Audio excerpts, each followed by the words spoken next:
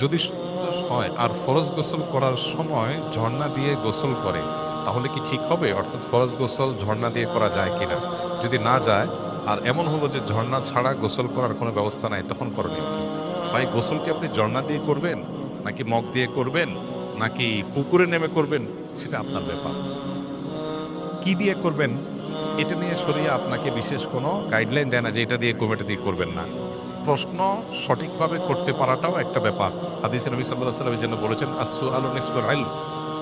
হ্যাঁ, আদর্শ প্রশ্ন, ভালো প্রশ্ন করতে পারা এটা জ্ঞানের অর্ধেক। সো আমরা কি দিয়ে গোসল করব এটা গুরুত্বপূর্ণ না, কি পদ্ধতিতে গোসল করবো সেটা গুরুত্বপূর্ণ। ফরজ গোসলের নিয়ম কি নবী সাল্লাল্লাহু আলাইহি ওয়াসাল্লাম শিখিয়েছেন আমাদেরকে। সুন্নাহসম্মত নিয়ম হলো, কারো গোসল ফরজ হলে প্রথম কাজ, গোসল করতে গেলে প্রথম কাজ তার শরীরে কাপড়ে যে যে জায়গায় নাপাক আছে সেই জায়গাগুলোকে ভালো করে ধুয়ে ফেলা। যে সমস্ত জায়গায় নাপাক থাকতে পারে আগে সেগুলোকে আপনি ধুয়ে ফেলান। এখন সেটা আপনি ঝর্ণার পানি দিয়ে ধোবেন, নাকি পাইপ দিয়ে ধোবেন, টেপের পানিতে ধোবেন, নাকি মগ দিয়ে ঢেলে ধোবেন, সেটা আপনার ব্যাপার। আপনি ধোবেন, এটা হলো বিষয়। নাম্বার 2, অজু করা একেবারে নিয়মতান্ত্রিক।